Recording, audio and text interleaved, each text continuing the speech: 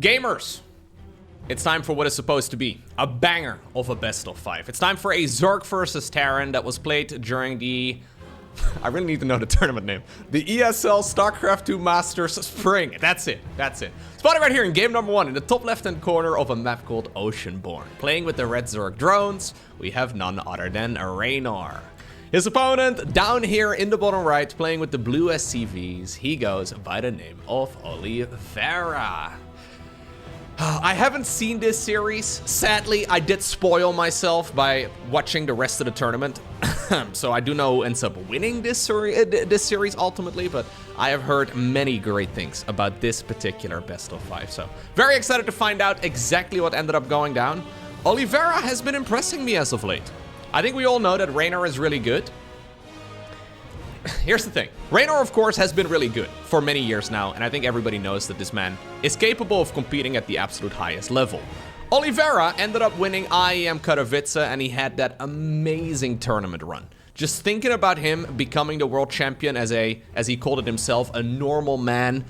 Just the thought of it, it's probably my favorite esports story. It gives me goosebumps. Yeah, honestly, one of the very best tournament runs ever. The thing is, after that particular event, Oliveira sort of fell off a little bit. I don't want to be a jerk about it, but there's no denying that he wasn't quite as dominant for quite a while. It seems like over the last maybe 2-3 months or so, he has once again stepped it up. And from what I understand, that may very well be due to the fact that Cero is now one of his go-to practice partners. It's an interesting matchup for sure.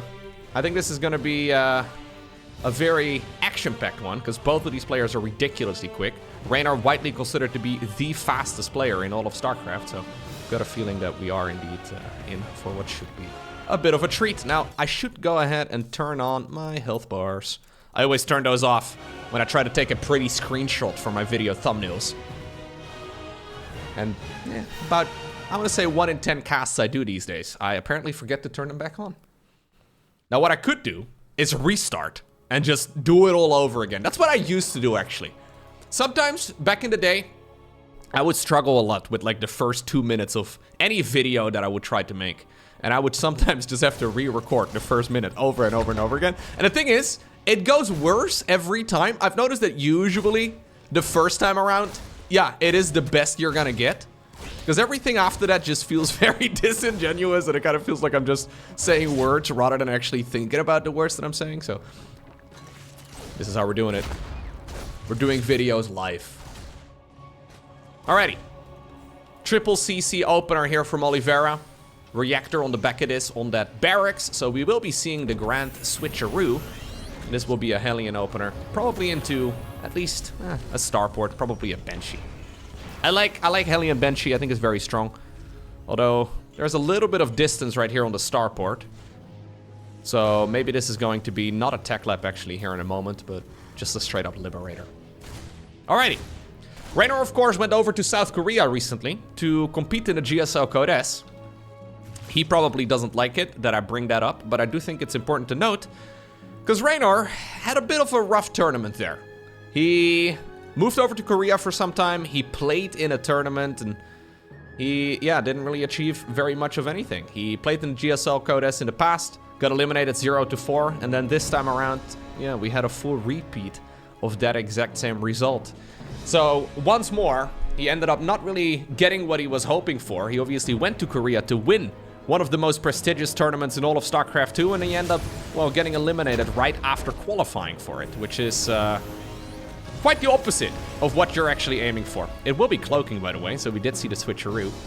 Anyways, because of that, Reynor, in my mind, for this particular tournament, is a bit of a question mark. I mean, obviously he's been really good, and he's been practicing very hard, but at least in the GSL Code S, on that particular day, he did not perform quite up to his own standards.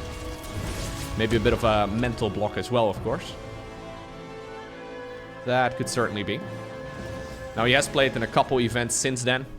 Obviously, he's always been a top-tier contender. But I think he would probably not consider himself to be in, like, the very best shape he's ever been in. Like, for example, with Gamers 8 last year, he looked ridiculous and pretty much unstoppable. We'll have to see where he is currently at. Cheeky little armory on the back of this too. There is an Overlord Scout coming in. Bit of a supply block here for Oliveira. He was stuck at 69 out of 69 for just a moment. Not nice whatsoever. There should be a Benchy Hellbat push. I don't know if I like the idea of Benchy Hellbat. It's very good if you can get one of the Queen snipes early on. But Reynor is very well known for his Queen control, actually. He uses 3 different control groups for his Queens. So he's got a control group for all of the Queens that are injecting. One for the group on the right side of the creep right now, and then another hotkey right here for the Queens on the left. And obviously they can join in together very quickly. This Queen control is significant. So let's see. These Hellions can now morph into Hellbats instead. It'll be an engineering bay or 2 here on the back of this as well. But there's the Hellbat. Yeah, Banelings start up right now, but I think there should be a kill on that base. Nice little attack here from Oliveira. No cancel. So all that speed, but no cancel. Okay. So if you need an armory anyways, I quite like this move actually from Oliveira. You always... Sorry, what? Ollie. Anyways. Apparently we're flying it on down to the wrong base. Yeah, okay. I was gonna say that makes no sense. I think he was accidentally hitting the F4 control group rather than the F3 control group for the camera locations that he set up in the earlier stages. I quite like that move because you always need an armory anyways. If you want to go for an armory, you obviously, well, need one. If you want to go 2-2, you do need an armory in the later stages of the game anyways. And with the most recent multiplayer balance patch for the game, the armory is now actually 50 gas cheaper than it's always been. So... not really that big of a commitment, and it seemed to actually secure the kill on that hatchery. Reynor not opting to go for that quick roach warren that we have seen players like, for example, Serral focus on quite a bit. Where he does go to Ling Bane, Serral that is, eventually, but he likes to use the roaches as almost like a stepping stone just to not die to stupid stuff. I think roaches would have been really good against that Hellbat Benchy push. But Ling Bane, or just Lings and Queens, that was not gonna cut it. Cute little play right there from Ollie. Certainly a very valuable one, but he may have just shot himself in the foot when he accidentally flew that base down to the, you know, the wrong expansion instead. That may have just nullified that small advantage he created for himself. Creep spread looking ridiculous, by the way. We're 7 minutes in, Reynor already covering, well, nearly half of the map at this point. Not quite. There's a little bit more space to cover, but it's looking respectable, and Oliveira apparently does not like it one bit. Decides to scan here nice and quickly, as he's making a transition towards a Widowmine-based army. You know, we have siege tank production together with the drilling claws. Second factory is already done. It's right over here at the front. That one will be growing a little reactor on itself. So Oliveira using those siege tanks as a stepping stone to go into a whole load of those units here eventually. Keep in mind that the Widowmine is now a little bit weaker compared to where it once used to be. Splash damage of the unit is not quite as strong as it, well, always was. But still, if you're trying to blow up clumps of Ling Bane, I think it'll be sufficient. +2/+2 coming up right now for the Zerg. Same can be said right here for the Terran. So despite the fact that they're, well, playing wildly different build orders and literally different races, those upgrades are still perfectly in sync with one another. At this point, Reynor is literally sitting at 100 drones. So, this is going to be a super swarmy game. The nice thing, of course, about having 100 workers is that you get a ridiculous income. The not so nice thing is that you only have 100 army supply to dedicate to actual army. Meaning that you need to trade out over and over and over again. You can't really just sit at 100 drones and then sit back. You need to continue fighting, because your opponent is going to be able to grow past that 100 count relatively easily. And I think in general, if Terran is at an even amount of supply, they will pretty much always have a stronger army. Okay. We've got some burrowed banelings happening now up north.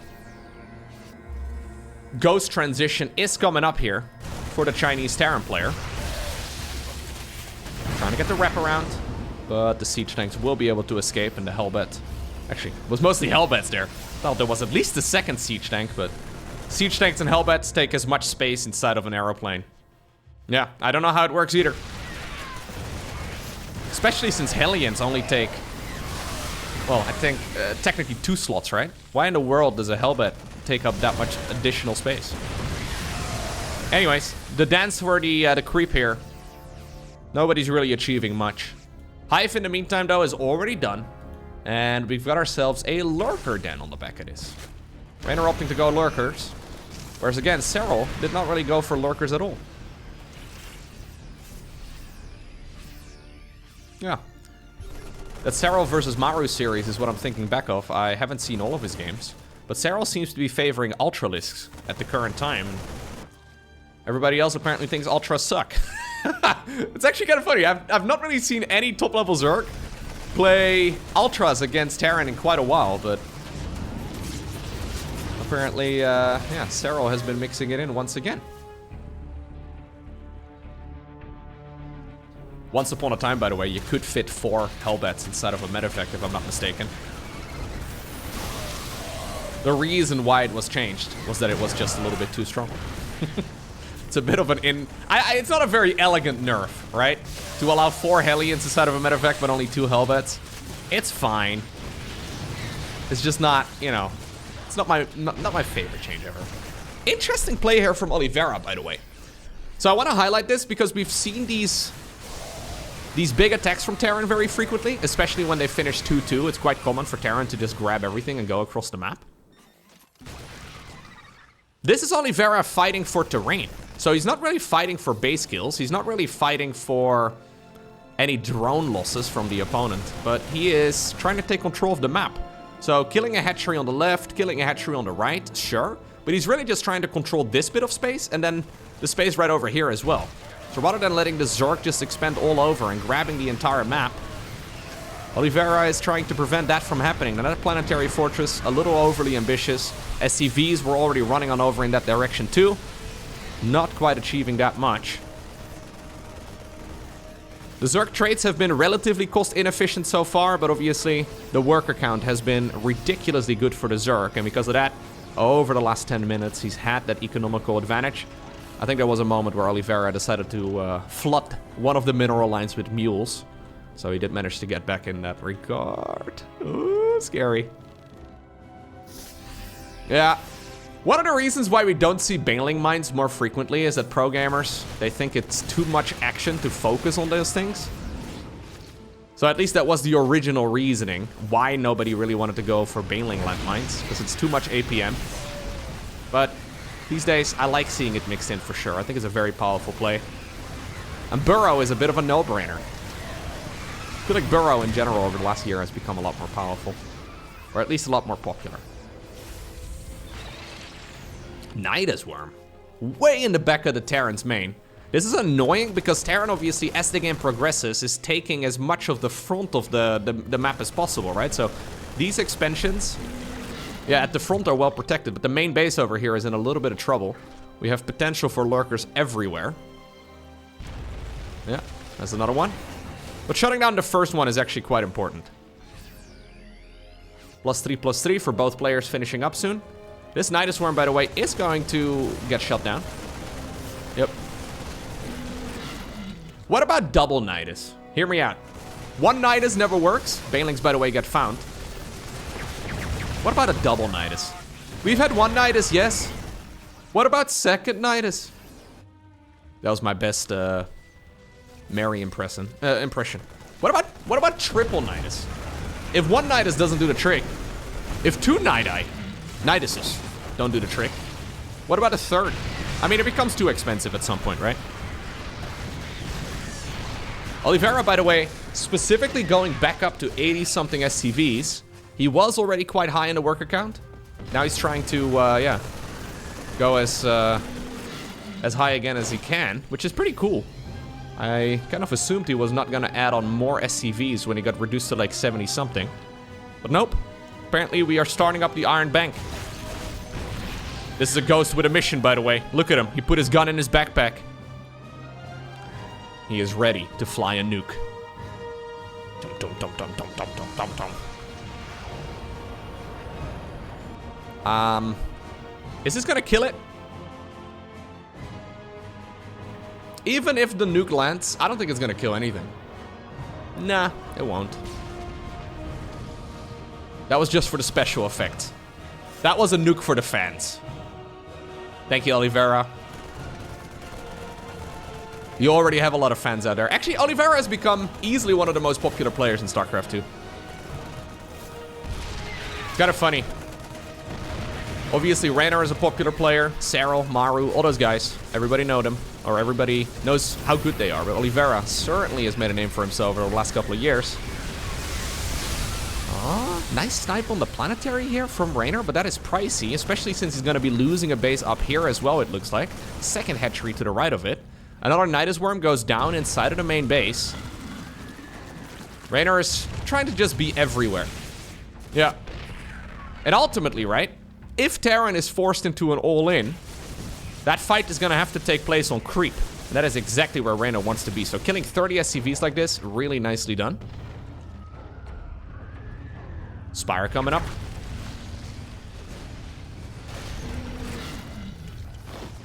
Yeah, I remember when he won the World Championships and I was watching that interview. I actually cried. I never cry over sports or events like that, but I was like, oh my god, Oliveira, you're just a normal man. That's so beautiful. Honestly, one of the most heartwarming interviews. If you've never seen it, I highly recommend it. It was so sweet. He had a story about like his parents and how everybody supported him, but he didn't think he could do it because he's just a normal man, and ay. It was so good. This game is really good too, though, because even though we're 16 minutes in, and I do like Reynor's position a little bit better than Oliveira's, I don't think it's quite a dominating one yet. I mean, we may be getting to the point where the floodgates are a little too far open and wave after wave after wave of Zerg is gonna run in, because it seems like the last few minutes have gone in favor of Reynor. But it's not a very comfortable game. The problem right here for the Zerg, right, is yeah, you've reduced the Terran's economy, but now we're at the point where no SCVs are really being made anymore. So the Terran's army is actually larger right now than that of the Zerg. Plus we're talking a fully upgraded Terran Bioforce. Now this could change everything. One fungal growth! Oh, okay, well, sadly right there for that Infestor, he did not quite get that fungal growth done. Good scan from Oliveira, of course, who is now all the way up to... how many orbitals? My eyes are glazing. Oh, we only have 4. Okay, I didn't see the orbital command. I actually thought we had a couple more than that. Reynor killing all those command centers must have actually been more effective than I realized. We have once again a few lurkers here being super annoying. This is one of those things that's super APM and like intensive for the Terran to clean up, right? But as a Zerg player to execute it, it's relatively easy. Drops in the main base, drops on the left side. I mean, it's putting in work. This hatchery will live for now, but it's never going to be a comfortable one to mine, and I can imagine that we will see another medevac heading on over in that direction in a moment. Lurkers, by the way, just being an absolute nuisance. Fight over here. Looking decent for the Zerg, but not amazing. I think ultimately, though, the main problem here that Oliveira is going to run into is that he doesn't have enough cash anymore. So he's got this base mining still. There's the expansion down south. It's manageable. Yeah. My point is, though, that the main, the natural, and the third are dried up at this point, whereas Reynor still has at least a little bit more mining. I say, yeah, you know what? Reynor's mining is not nearly as healthy either. That's, I guess, one of the downsides of going up to triple digits worth of drones. You just mine out those mineral fields so quickly. Okay, Oliveira wants to get a kill on that base. If he gets a kill on this base, Reynor's economy is pretty much shattered. Nice little Zergling run by, but the Widow Mines are putting in a lot of work, nerfed or not. Still, though, some good trades there for the Zerg in the end. Looks like this base will stay alive for now. Ghosts are getting abducted. There's a whole lot of lurkers here on the ground as well. That'll make it difficult for Oliveira to push in. He's now up to still 7 ghosts, which is not amazing. But I think it's enough to contest the lurker count for the time being. I would not mind it, though, if Reynor decided to add on even more lurkers at this point.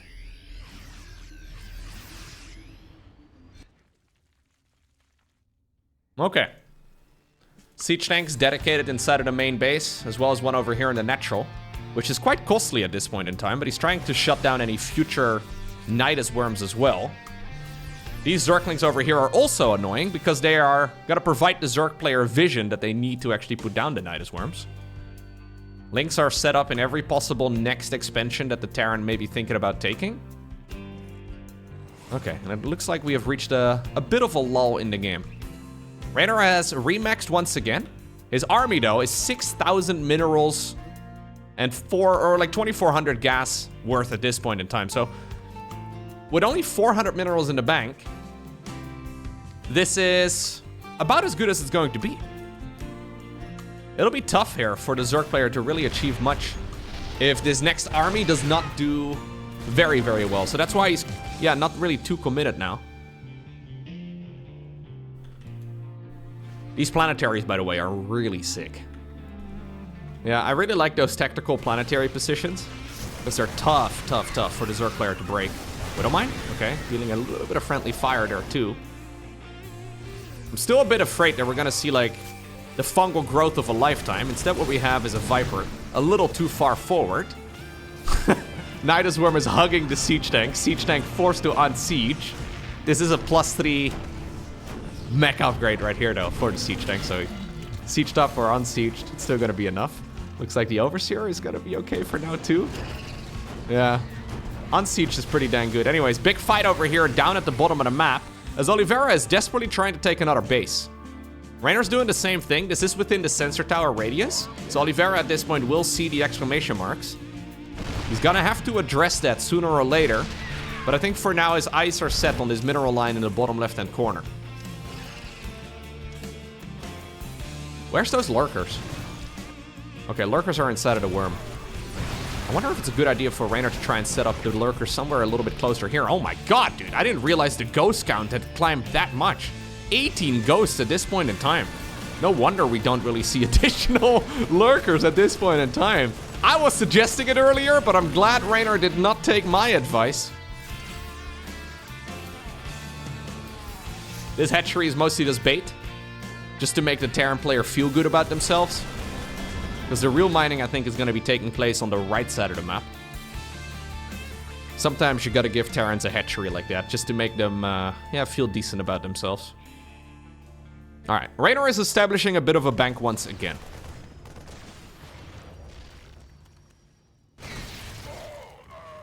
This is good though, by Oli. The fact that he's securing this base in the bottom left-hand corner is absolutely critical. These SCVs, they have a very important job to do because there's not much money anymore. The Nidus Worms, by the way, are starting to get expensive. Yeah, we've had 19 Nidus Worms tonight. That is substantial. Reynor thinking about going in over here, but I don't agree. Nope, that choke point is no good. Nidus Worm number 20 showing up inside of the main base. It only takes a lapse right here for Oliveira to not be paying attention. There we go. To the point where these Niduses can actually just straight up win the Zerg the game. They've been easy to deal with up to this point, but APM intensive. Okay. The siege tanks have a minimum fire range, of course. But sadly here for Reynor, there's another siege tank a little bit further to the right. Oliveira, I'm very impressed with the way he's splitting his army here. It's actually super hard to dedicate enough troops to the right side of the map whilst trying to expand on the left side. Like, we have seen how desperate these bases on the bottom left-hand corner have been, and how difficult it's been for Oliveira to secure this section of the map. He's actually going 2 command centers over here, which is kind of nuts, but anyways. The fact that he still left enough troops on the right side of the map too, while that was all going on, is really nice. You know what? Even though I feel like Reynor has been leading the majority of this game, Oliveira has successfully climbed himself back into the driver's seat here. Because now suddenly, his bank is that of the Zerg. Yeah, it's even bigger than that of the Zerg, because Reynor's not even maxed out. Ay, ay, ay, ay, ay, ay, ay. The fact that he's adding on 2 command centers right now is so cheeky to me. Like, no, I just need another command center. Don't worry about it. Obviously, he's needed a lot of scans. And mules are still very good, but that's expensive. Look at the Terran's army value at this point in time. It's not even close. Terran army is absolutely massive. Plus, I mean, ghosts in general are obviously really powerful units. At this point, this Infestor is becoming do or die. Oliveira does not have a missile turret in this section of the map, so there's no detection here. Fungal growth is still a very real problem. One cheeky little Zergling in the bottom left-hand corner as well, working on whatever is possible. Liberator trying to tickle one of these units to death. The Terran units are literally... Oh, he finds it. That's big. EMPs it as well, just for good measure. Yeah, I think actually that Infestor... it was starting to look like it needed to do something, you know? Getting rid of that one before it can even unburrow is massive. Couple misrallied Hydralisks here as well. Very nicely done here by Oliveira. Hats off. This is... I've seen games like this from like minute 15 many times. And it always ends with a Zerg win. But Oliveira, working his magic, yeah, seemed to be able to swing the momentum. Which is huge. He does finally end up getting a bit of value here. Reynor, that is, with the Nidus Worm down south. But it's the Chinese Terran who wins game number 1. Well then. Game number 2. Golden Aura. Fantastic match right there from Oliveira. I am genuinely very impressed. Normally in StarCraft 2, when one player gets the momentum, right? So they start getting a little bit of an advantage here. They will usually be able to build up that advantage over the course of the next couple of minutes, especially at the pro level. It's so hard to grab the reins back in a game where you're not really cruising along, right? And the fact that Oliveira actually managed to put a stop to everything Reynor was trying to do and managed to swing it all back in his favor is very impressive. Not really something we see all too often at the absolute highest level, because it's not like Reynor really made any monstrous mistake. He was just throwing away a little bit too much cash. I mean, we had like, what, 25 Nidus Worms with 2 of them achieving something? Nidus Worms aren't the most expensive thing in the game, but imagine if we had like 15 nukes that basically hit nothing. I think it would be a relatively easy thing to point to as something that would be suboptimal. So nicely done right there by Oliveira. I think you either go double Nidus or you don't go Nidus at all. That seems to be where we've arrived. If you get 1 Nidus in the main base and unload all the lurkers though, it's really tough for the Terran to clean up, but that never really happened. I think at best there were like, what, maybe 5 lurkers or so being a nuisance at any given time.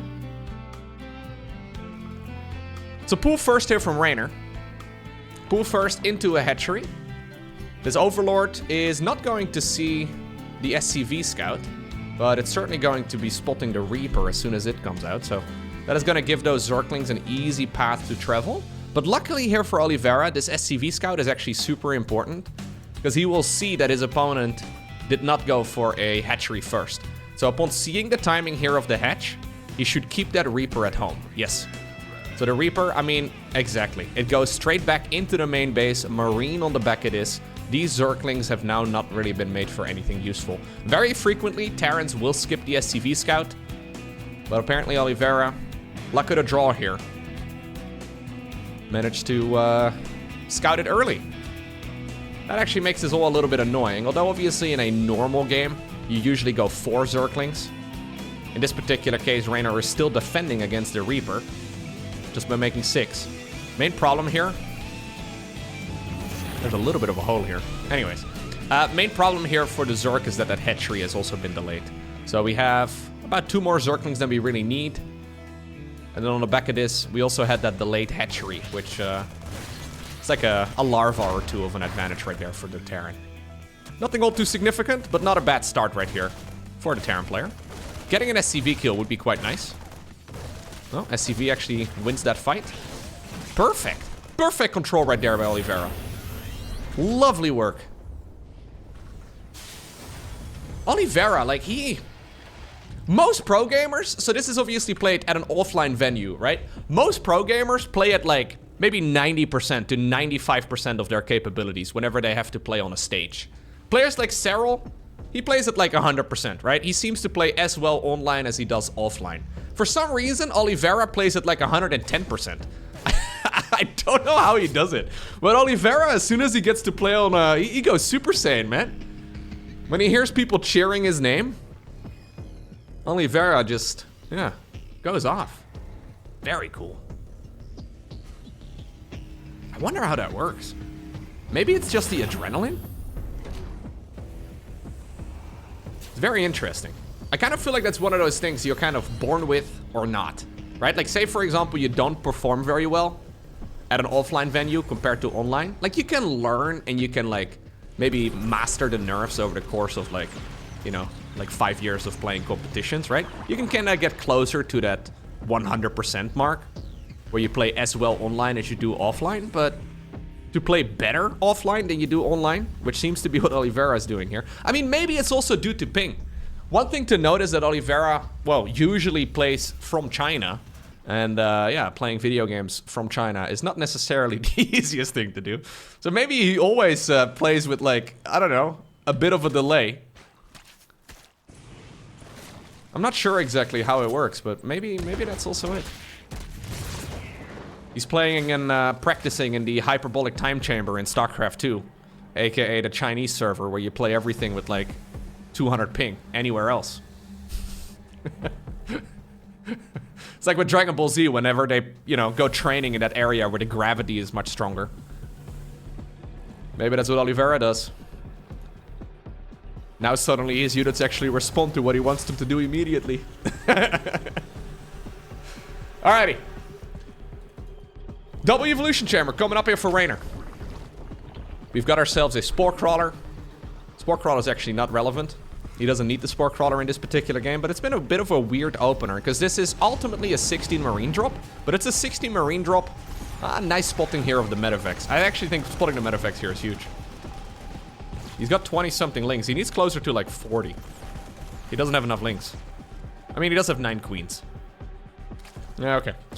Anyways, this is a bit of a strange opener right here from Oliveira, but ultimately it is triple CC, and we're even flying the command center on down to the base where we want it this time around as well. That's kind of sick.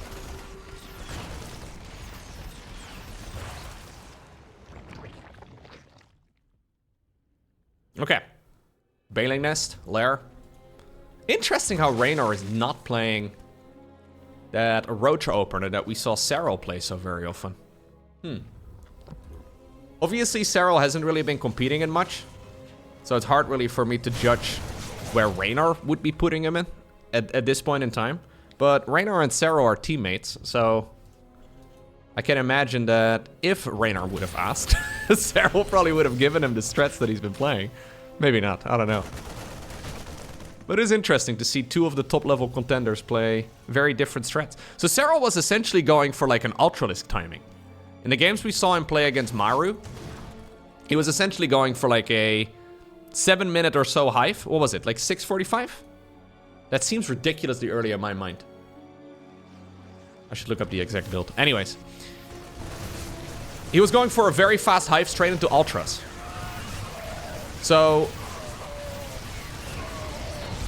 this is already very different, right? So we have... this is what Zerg players have been playing for the longest time. This is the classical Ling Bane-based army, the strategy that Zerg players usually go for. This time around, the armory is at a conventional timing, by the way, in order to go into the +2/+2 research nice and quickly. Second factory coming up. Now, this is Golden Aura.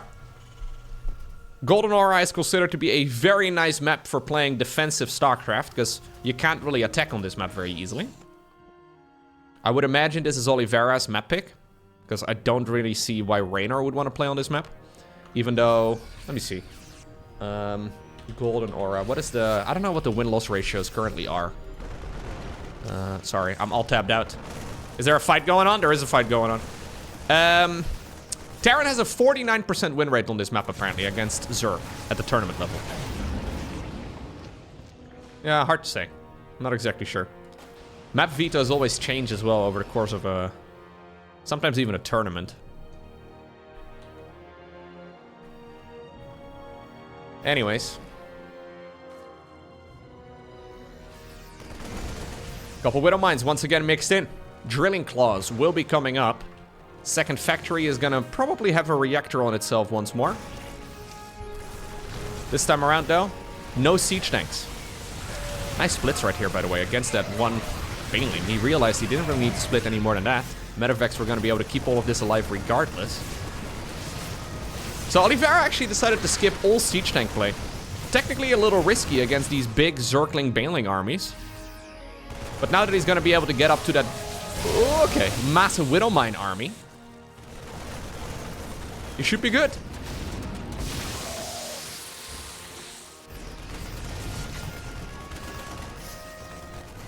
Hydralisk Den coming up. So Reynor slowly making that transition towards a very similar game as what we had previously. We're once more at a ton of workers. 93 currently in total. He'll probably aim for triple digits once more. It's a very similar game to game number 1. I wonder what Reynor was making of that previous match, though. He probably agrees that the the Nidus Worm shenanigans may have been a bit much.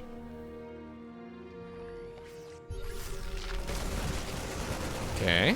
+2/+2, just about to finish up for Ollie. Should be a good moment for him to go for a big attack if he wants to. That's normally what we see from Terran players at this level. But what we saw him do in the previous game, let's just chill. I mean, this is a difficult map to attack on again, right? So he's maybe going to test the waters. But he's already expanding behind this. We have barracks 6, 7, and 8 coming up. +3/+3 will probably start up in just a moment. He's already gone for the infantry attacks. Okay. So one thing that I really liked that Oliveira did in the previous game was not really fight for base kills necessarily, but fight for areas in the middle of the map. Just to prevent the creep spread from going across the center. And it kind of feels like we're having a similar thing again right now. Relatively quick scans. Relatively early scans here. Just trying to make sure that the creep does not really go too far. And look at the creep spread right now. It has been contained really wonderfully. If Oliveira would not have gone and gotten rid of a lot of this creep, it would have been halfway across the map at the bare minimum. Ghost Academy, properly timed here. Infestation Pit coming up right now. An 11-minute hive or so is what this is looking like, which is relatively late in the modern day and age.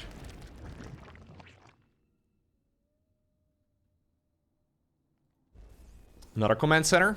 Yep, Oliveira already going for the one over here on the left.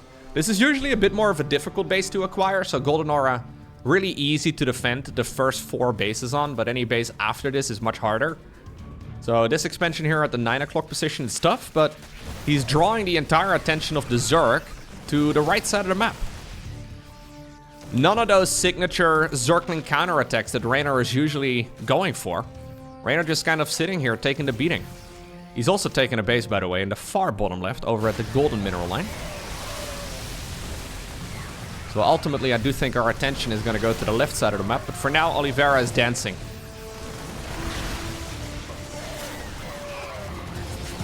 Dancing in the city. Just sniping whatever you can. Yeah, maybe a little overly eager, though. We have an army of changelings over here, too. Yeah, I think he's gone a little over eager. Those fights are not quite optimal.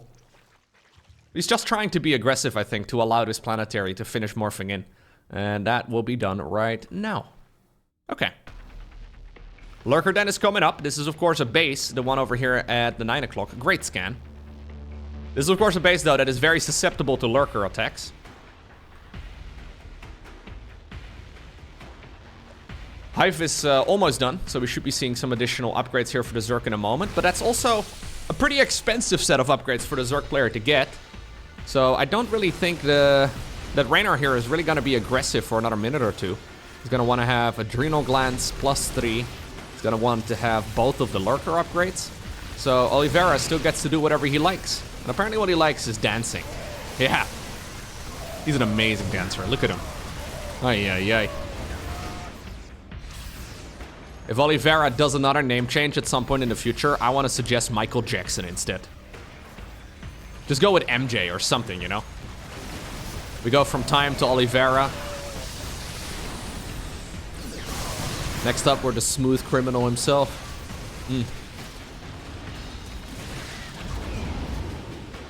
Alright. Terran player boosting out. Planetary Fortress coming up at the 12 o'clock position too. Oliveira doesn't even really need these minerals yet, because he still has plenty of cash over at the 3rd and over at the 4th base. Actually, this is the 3rd base. That one was the 4th. That moment when the observer camera does not go in sync with the commentary. Oh no. Oh no, here we go again. Nidus Network coming up. Push over on the left side of the map though. Easy pickings. Terran is still very focused on the fight over here on the right, and that one is certainly going a little bit better for the Terran player, but there are banelings underground. Mostly just spectacular explosions, right? Okay. I think that's a good trade for Oliveira. Trading the 9 o'clock base with this one right over here from the Zerg.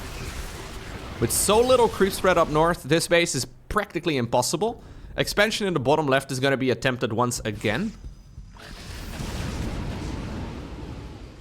Okay. I love what Oliveira is doing. Yeah, he's playing really good StarCraft.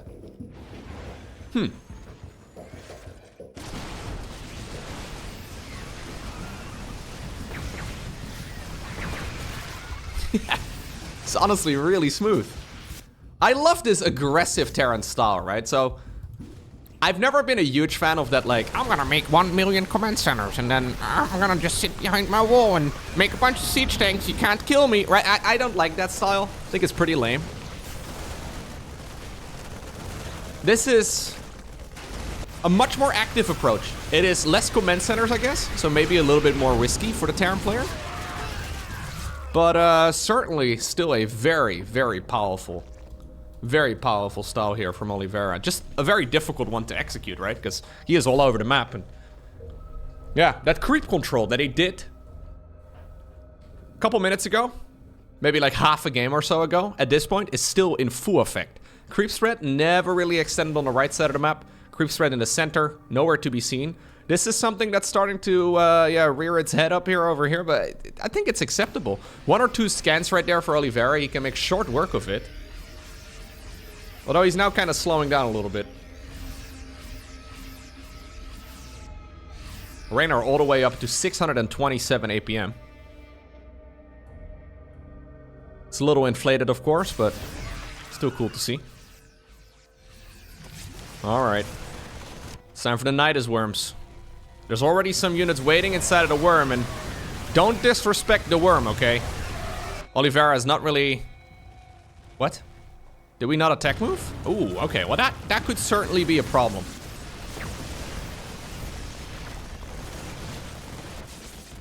Yeah, this is what happens when you don't respect the worm. We do get a little bit of damage over here. But it looks like Oliveira is mostly just trying to trade these units out. I mean, he's getting an awful lot of value.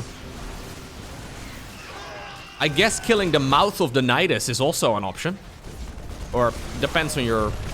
Anyways. Is this the mouth of the Nidus? I don't wanna think about it. Poor lurkers, man. A very APM intensive cleanup. Took a lot of effort, but honestly, Reynor's economy here is not really that great. Imagine if this Nidus worm did not, like, get going. I think Reynor would have been in a world of trouble right now. So, yeah, he had to get a little bit lucky. Managed to get there in the end. I guess at that point, those lurkers would have popped out of the mouth here, and it would have continued fighting in the natural expansion of the Zerg player, but Reynor's economy right now is really not that good. Yep. Terran has grabbed that advantage. One thing, though, that Reynor does have right now is the opportunity to breathe for a little bit. Because he's been under so much pressure for basically the entirety of the game. There's one cheeky little widow mine in the bottom left. Oliveira thinking about taking the expansion in the top right. Dude, this is some of my favorite Terran gameplay I have seen in quite a bit. So sick. Problem here for Oliveira, though. Now suddenly the Hydra Lurker Viper army has arrived, and this is, of course, a very powerful ball of Zerg. But he's fighting up a ramp, and this is still Golden Aura. We have some aggression up north as well. Planetary here in a world of trouble. Terran army is going to try and come in for the rescue. Nidus Worm now being used as an extraction. But that means that the Terran's attention is on the right side of the map and that the floodgates have been opened on the left. Alright, Reynor may just be able to bring this all back. Well, he had to get a little lucky, though, with that Nidus distracting the Terran in the main base. Oliveira had the units close by, but he just didn't have his eyes on the minimap. Or maybe he did, and he thought he sent the attack move, but he never really double-checked for it. This fight over here, where did this medevac come from? What the heck, man? Suddenly a medevac here in the bottom right, ready to kill another expansion. Oliveira needs to break this position, and that is so tough. Additional lurkers are now being mixed in as well. Is he going to go for a counterattack, or are we going to try and drop him? No, I think we're going full counter. A couple abductions here as well will get rid of those libs. At least the lurkers up north have been dealt with. Reynor does now have those golden minerals going as well. Here's the bio army, though. There's no scans available here to really get rid of any of those creep tumors, and he doesn't know if there's any burrowed veins, but apparently we're just going to try and see if we can micro our way to success. Fight some creep, though. So much easier for the Zerg player. Now the queens can join in as well. GG is called. It's Reynor who wins game number 2. Site Delta is going to be the third game in this best of 5 series. Okay, Reynor. What is the plan? Because even though Reynor played really well, and he didn't really ever take critical amounts of damage, that still was a mistake from the Terran player that almost required a little bit of luck on Reynor's end. It was a strong play. Obviously, you can't really just reduce his entire game to just the Nidus all-in. Or the Nidus all-in. The Nidus worm inside of the main base. You can't really reduce the rest of the game because he did a lot of other things right in order for that to work out, but I think it was a relatively straightforward defense for Oliveira. He just didn't execute it. I'm assuming he's going to do it again, by the way. Judging here from the way that these two are playing, I don't think we're really going to see a lot of strategic variety. We'll probably just see the same strats butting head again and again. Oliveira has been a fan historically of the triple command center all-in. So he goes like 3 command centers into 8 barracks. He hasn't really been playing that in this particular series, but I know he's a big fan of it in general. That is something he brings in pretty much every single best of 5 he plays. So maybe we'll see some of that here. So generally speaking, you see Terrans going up to 4 command centers, and then finally you see barracks 6, 7, and 8. But Oliveira has been going quick triple command center, and then straight up to 8 barracks. And it allows you to produce just a ridiculous amount of bio units. But obviously you're very committed to try and get some sort of damage done. But this is a map where you can micro. A lot of open space. And we already saw he's a big fan of dancing, right? This looks like a nice little bit of terrain over here. We can do some dancing over here.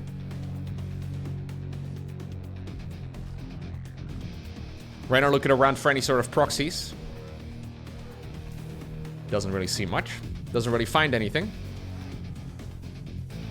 Reaper is going to go towards the bottom right-hand corner as well for scouting. And this time around, no SCV going ahead of it. Even though Reynor decided to go for a pool first in the previous game, Oliveira scouted it early, Reaper stayed at home.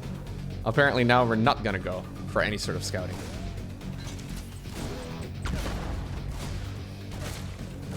So of course an 8-Rex is better on maps that are a little shorter. Maps with a quicker rush distance. I don't think anybody would call Site Delta a small map. It's a lot of space. But it's a doable build. I think you can basically play it on any map, to be honest. Alright, so there's the quick 3rd command center. We're still just on a single gas geyser, so that makes sense. We should see the big switcheroo here. There we go. And probably a starport. Yep. This will probably be a tech lab as well in a moment after we get some Hellions going. Hellions are, of course, not cheap. At least they're not free. There you go. We got one going. And then a second one. And there's the tech lab. So we will see the switcheroo here as well.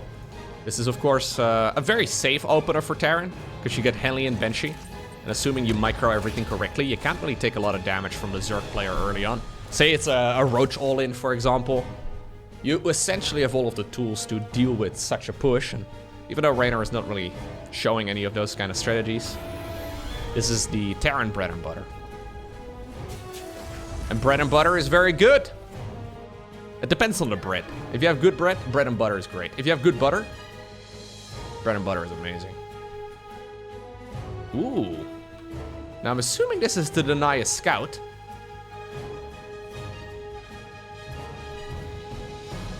Okay. Yeah, we just started it up and then canceled it again. Normal timing for an Overlord scout, there we go, is 3:45 to 4 minutes. So even though it seemed a little silly, Reynor is actually slightly late right now with the OV scout. So he's been forced to cancel the upgrade because it's too fast. Reason, by the way, why he's faking the interference matrix upgrade for the... Oh, can we start it up? Well, no way, dude. Now he started it up within the vision of the Overlord. I don't think Reynor's gonna take the bait. Nah, dude. Nah, we all saw that. We all saw that. Especially Reynor did. Yeah, maybe he's still gonna respect it. Anyways. I think he's gonna go and... Nice. Wait, what? Is he not gonna cancel that? So this upgrade is cheaper. That's what I was trying to get at, by the way. I don't know if I ever finished my sentence. This upgrade is cheaper than the cloaking. Okay. Alright, alright. To be a bit weird to go for a Raven upgrade, but then not make any Ravens.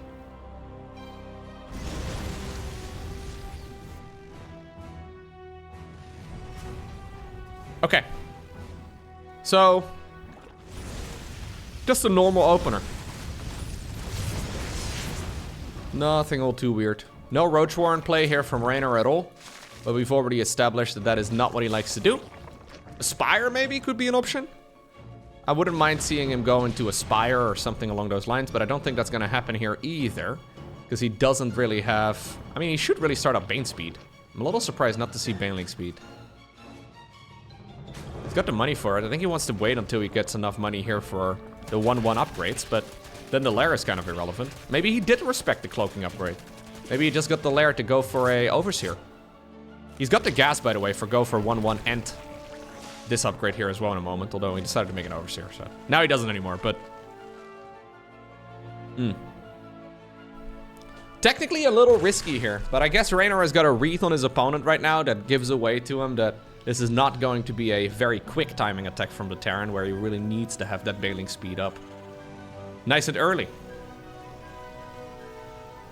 So, yeah, it starts up eventually here. Oliveira not really doing in this game so far what I really liked him doing in the previous games. He's not really taking control of the map. And if he's not scanning and getting rid of those creep tumors early, you can kind of see what happens. Oh, we are 8-rexing. Oh, thank you for making me look good, Oliveira. Thank you, buddy. Yeah, buddy. Okay, no, we're basically best friends. That's what I'm saying. Anyway, this is an 8-rex. 8-rex triple command center. So Oliveira is going to go for just a good old all-in. I think that explains as well why he's not wasting any scans here early on. There should be something that Reynor can pick up on. Because this seems a little weird as well, right? Like, this now looks like a normal game, but not the normal game that Oliveira has been showing us thus far. So I wonder if this is something that Reynor is a little bit scared of as well.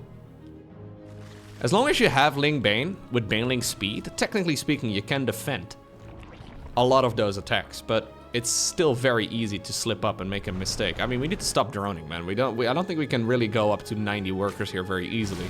Non-stop unit production from here on out should be holdable.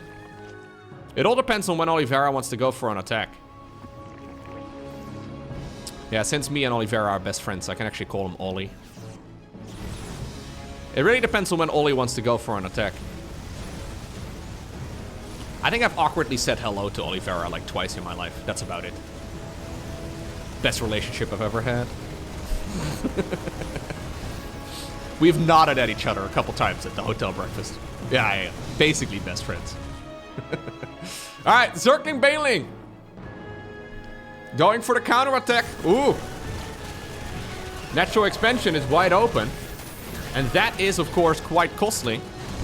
In the meantime, this attack, though, at the front, how well is this going to go for the Terran player? That is the question. Oh, man, the Zergling counterattack is so painful. Yep, Mineral Line gets absolutely demolished, but Oliveira still has a huge army that needs to be addressed. At this point, it's 93 supply compared to 70. Substantial lead in that department. Plus, these are Terran units. They're going to get 2-2 as well. Actually, no, scrap that. Apparently one of the engineering base got killed, the one with the more important upgrade. 44 SCVs down the drain. But Oliveira parked onto creep. He needs to win the game with this army and he needs to get a move on. Although, ooh, killing the Bingling Nest is actually really good. There's still Hellbats as well. That's the Hellions from the early game. Reynor is going to try and collapse on top of this army. Yep, he wants to come in from every angle. Mitigate as much of that splash damage as possible. And this is the moment where he pulled the trigger. Is there enough for the Italian Zerg to try and clean all of this up? The Queen's trying to take as many hits as they can. But so far, Terran army. Okay, not bad. Not bad at all right here from Oliveira. He got rid of a lot of the creep over here. And now suddenly the Queens are very exposed. Ay, ay, ay, ay, ay. I think he's doing it. Reynor may have 80-something workers worth of income. But if the workers are running, he's not going to get any money from them. And this is still just so big of a Terran. Like, this army is too big. I don't think he can really clean this up very easily here as Reynor. He is desperately trying to go into more and more Banelings. But with good splits, I mean, this is on creep now, right? Yeah, trading one Baneling for one Marine is not ideal. Okay, Hellbats? Those Hellbats, oh, still so useful. Oh, GG. There it is. Oliveira, despite being forced entirely all in and stimming onto creep, gets it done and gets another point on the board. El Cyane. Game number 4 in this best of 5 series. That was on a razor's edge right there for Oliveira. Leaving the front door wide open certainly made the game a little bit more difficult than it was supposed to be. But you can still see the strength right there of the 8 Rex. Interestingly enough, by the way, Oliveira is not mixing in any sort of double Rex opener. So Beyond likes to go for a ton of double Rexes. We've seen Maru go for double Rexes on even, like, for example, post-youth. Apparently not Oliveira. Not mixing that in.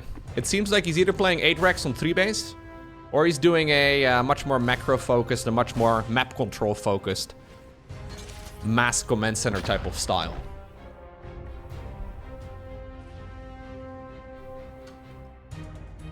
He's a normal man with a normal build. Just look at the strategies. Just copy what he does. It's not that hard.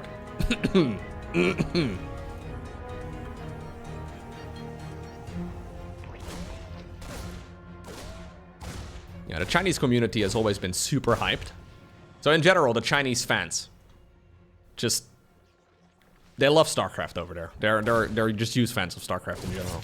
But then to have one of the very best players, like they already were massive fans of StarCraft, you know, and then to one of the very best players in the world to be Chinese, there's got to be some guys over there that are absolutely losing their minds.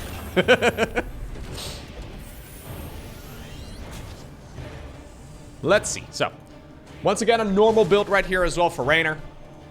Normal 1-1-1 right here for Oliveira. None of that like straight 1-1-1, but it seems to be all triple CC into a 1-1-1 with a, well, Hellion Benchy opener. So, all very normal.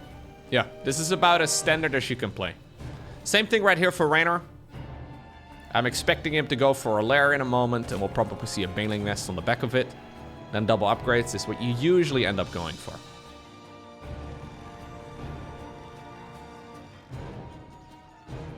Okay.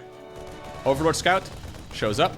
We once again have a fake cloaking upgrade. But this one, again, did not do anything. Poor Oliveira, man. He's trying to play mind games so bad. But his opponent doesn't show up in time. Yep. Reynor showed up a little late to the party. Guess what? No cake for you, Reynor. Turns out the cake was a lie. I knew it! This was a triumph. We do what we can. I don't remember the exact song. For the best of all of us, except the ones who are dead. Ba-da-ba-ba-ba-da-ba-da. Such a good game. If you've never played Portal before. For the good of all of us, except the ones who are dead. There's no point to cry. Anyways. +1/+1 should start up. Hello. There you go. Sorry, didn't mean to shout. Hey, we have a change. It's a Roach Warren. It's a Roach Warren, Lister. Bigger Tapa Zerg. Weird timing, though. Because normally you go Lair together with the Evo Chambers, and then you go for the Roach Warren a little bit later. But now, I guess we just have a counter against Cloak Banshees, huh? That's the idea. But it's not Cloak Banshees, and we don't have a counter. But at least we could have had a counter. I think Reynor is starting to lose the plot here a little bit. It's all fine. Doesn't matter that much. But yeah, you could see he autopiloted into the +1 melee right there for just a moment. The lack of Overseer, even though we went for an earlier lair and then we disconnected the upgrades and everything, like those are all small indicators that he's maybe not feeling 100% in the groove here. But we've got ourselves a armory coming up. That should be plenty of time, or plenty in time for the 2-2.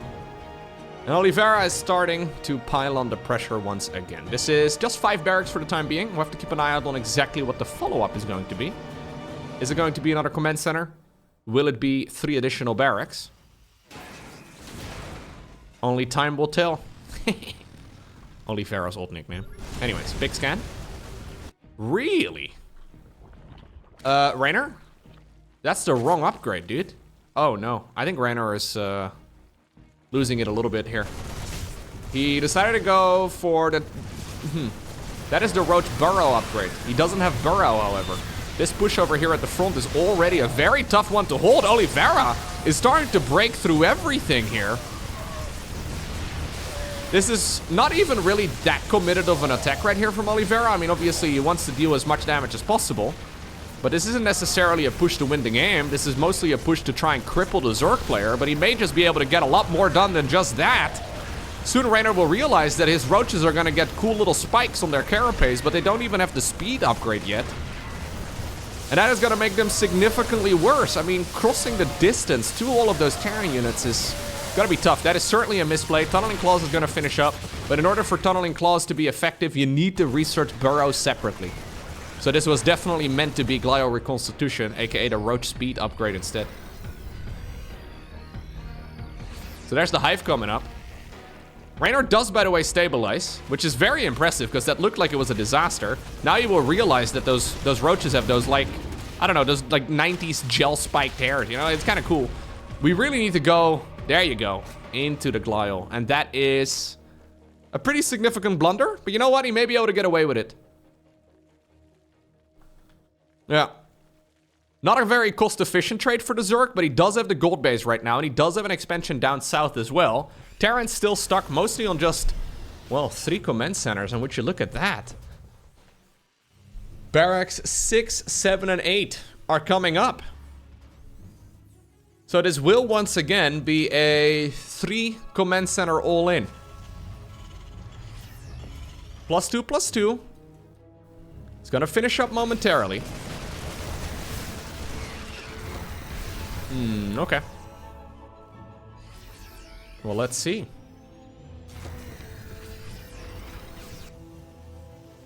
If Reynor goes up to Vipers, yeah, exactly. If he gets Vipers, Bane Speed, like Roachling Bane Viper with Adrenal Glands, Bane, like all of those upgrades would be amazing for him to have. The real question is whether or not Reynor is going to have enough time to get those upgrades, like, to finish. Because it's all really expensive. Ultra Cavern even coming up? Okay. So this is him playing that variation, I guess, on what Serral has been doing.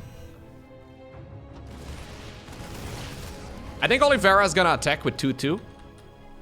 Which is about 30 seconds away from finishing. There's Adrenal Glands started up. I don't think we should see Adrenal Glands. Nor should we see the Ultra Cavern done in time. Yep, here we go. Terran's ready to go. All in Vera. Hey. Well, here he goes. He needs to get some damage in. And with some damage, I mean, preferably win the game. Let's see. Well, this is an amazing start. Forcing all of those Banelings to cancel is massive. Vipers are not in the right position at all to try and shut this down. They want to go on top of the siege tanks, but they're not even remotely close to the siege tanks. Ultra Cavern, a bit of a waste, because without chitinous plating, the unit is just not that good. Let's see how much these Banelings can do. That is a lot of Banelings. We are fighting on creep. Blinding Clouds coming in from the back as well, but the splits here from the Chinese Terran have been more than appropriate. We do see a couple corrosive biles as well trying to slow this down. Reinforcing Terran units show up. One hatchery down, second hatchery down, third hatchery down too. Now suddenly, Zerg has been reduced to a very small economy.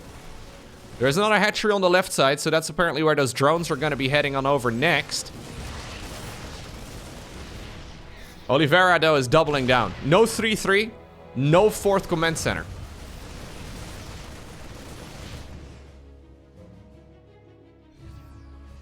Let's see. How much can we do? Yeah, this fight is not over yet. Problem here for Reynor is that he's decided to go into ultras here, right? And ultras just, they don't really cut it in these sort of scenarios. And without creep spread, I don't see how Ling Bane is gonna do well. Here we go again. Blinding Cloud on top of the siege tank. Nicely done right here by Oliveira. Solid micro here. That Liberator up in the air, putting in a lot of work. Already 6 confirmed kills, as it does ultimately go down. It is easy, though, for the Terran here to overextend. Yeah, it's important for him to save up some units before he really goes again. There's +3/+3 started up in the meantime. We have 1 Infestor. 1 Infestor is actually really quite nice. There's still a Viper up in the air too, but this is a lot of Zerg units bleeding out actually. I don't think this is a good engagement here for the Zerg. No, this is too expensive. Now the Queens are exposed too. Blinding Cloud, okay, it does disable a bunch of the siege tanks, but GG, well played is called. It's indeed Oliveira who wins this best of 5 series over Reynor 3-1.